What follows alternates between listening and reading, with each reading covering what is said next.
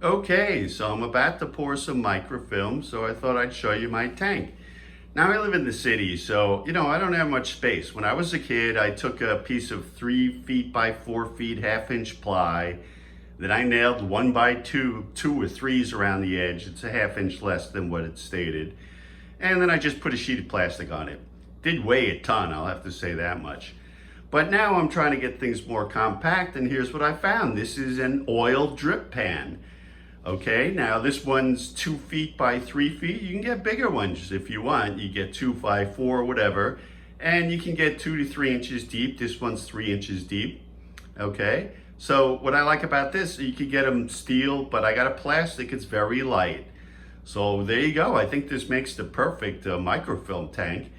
And I just sit it on the edge of the sink here, and I could just swing over the water and fill it up. Now, some people say, well, you can't use tap water. You have to use distilled water, but we'll see. I wouldn't make a blanket statement like that because tap water varies a lot, even across the various states. In some states, it's soft, it's hard, and so on and so forth. And when I grew up as a kid in the 60s, that's when I was doing microfilm, I always used tap water. I didn't have any problem with it, okay? Now, the other thing is they say, well, you should dust the water with some paper. I saw that was in a video and in Ron's book. I never did that as a kid either, to be honest with you. So I'll find out what happens. I'm not sure. I think when it expands, it pushes the dust aside, but I don't know.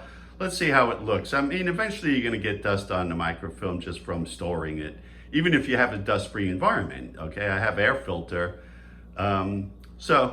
So what I did is I filled it up with about 1 inch of water. I'm gonna let that sit for a few hours just so it gets to about room temperature. Some people say leave it overnight, but then I think you might have a problem with the dust at that point, or I'd at least cover the tank if I did that, okay?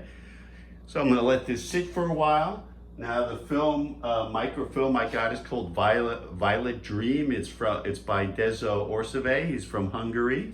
You can go online and Facebook, here it is.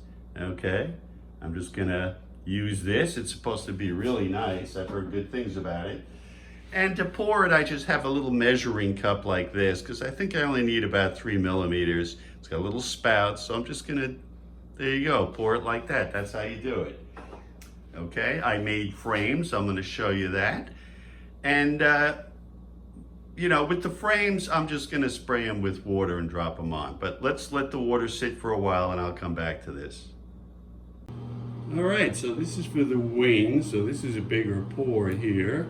We'll go a little slow to get it a little thicker maybe. Let's see.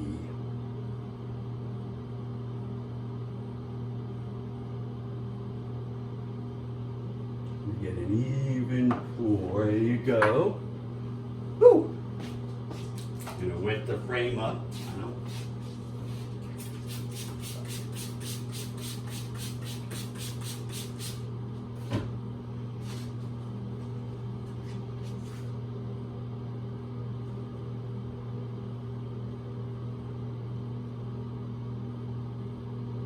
All right, so it's on. Start bunching it up.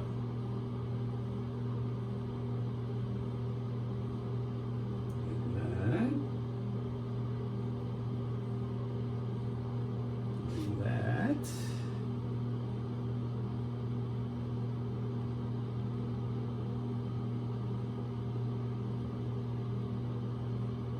There we go.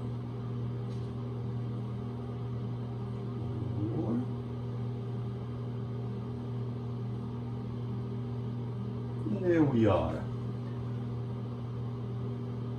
I'm just gonna make sure this is up against the frame in the front. You gotta be careful here.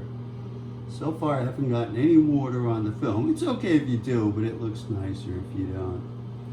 Okay, so here we go, the crucial lip. So the main thing is to break the lip. And once you do that, that, you just kind of glide it off. That's perfect, look at that. Okay, It looks really good, and I don't see dust or dirt on the film. Look at that. I don't see anything. It looks really nice. So New York tap water is fine, and I don't think you have to worry about dusting the surface. I also noticed once I did the first one, the water looked really clean after that. So, you know, I think it cleans the water. All right, I'm gonna go let this dry. That came out really nice, really happy. Here it is. And we'll get on to the next part. So now all I gotta do is dump all the water out into the sink, and it's put the tank in the basement. You know, it's nice and light. Okay, I'm gonna do a really big frame because, not that I need it, but I wanna have some extra film sitting around. So, by the way, I'll mention this. To clean it, they usually mention drag newspaper across the surface, but I don't like to do that. It has all this dirty print. You can use a paper towel, but actually what I've just been using, this is really great. It's just some, you know, I got a long roll of this wrapping paper. This works perfect, man, because you can just skim it across.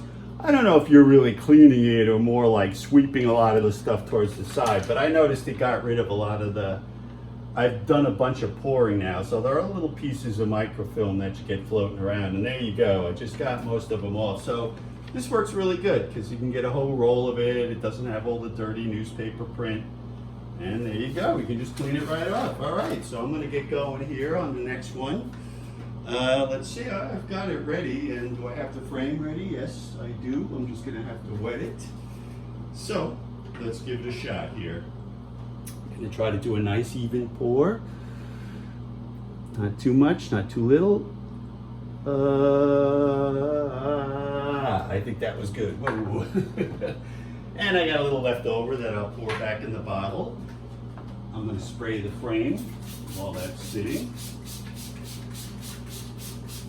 And as I said, you know, actually I can get the whole F1R, the stab, the rudder, the whole plane on this one frame, but I'm really doing it because I just want to have a spare, just in case, you know, I could break the film in the next week.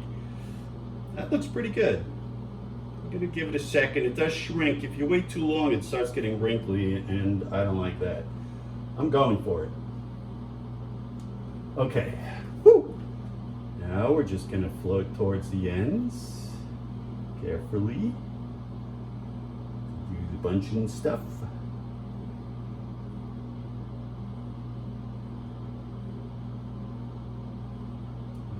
There we go. Other side. You gotta be careful here, or you can get water on the film. So I'm really trying to avoid. That came out really nice, I think. Now, let's see if we can lift it. I'm gonna just tuck make sure the front is up against, just rub it a little bit with my finger. Just to make sure it's sticking there. I think we're okay on the sides and the back. All right, here we go. Just get that side a little bit. Pushing it up against the frame a little. Okay, let's give it a roll. So, we gotta break the front. You can do it, and there you go. Look at that. Wow, nice. Okay, and that's a big frame. I got lots of room on that. Now you gotta be careful because you can pop it. So you just gotta let it drip. And then I'm gonna let it dry a little bit. And then I'm just gonna pour the water out of the tank and we're good to go. Don't really wanna do much here. Okay. And so here it's still wet, but there you go. It's pretty nice, all right? Look at that. All right, back to work. Just gonna show you one of the frames from earlier for the stab. It's dried now, look at that. Came out really nice, and it's golden red on this side. That's the thinnest, so I'm gonna need plenty of room for the stab, so that's where I'm gonna put the stab. All right, so I thought I'd show you. Here's the big frame that I just poured. Okay, it came out really nice, man. It's really clean. It's mostly violet and a little blue-green, so I think it's just about right for the wing.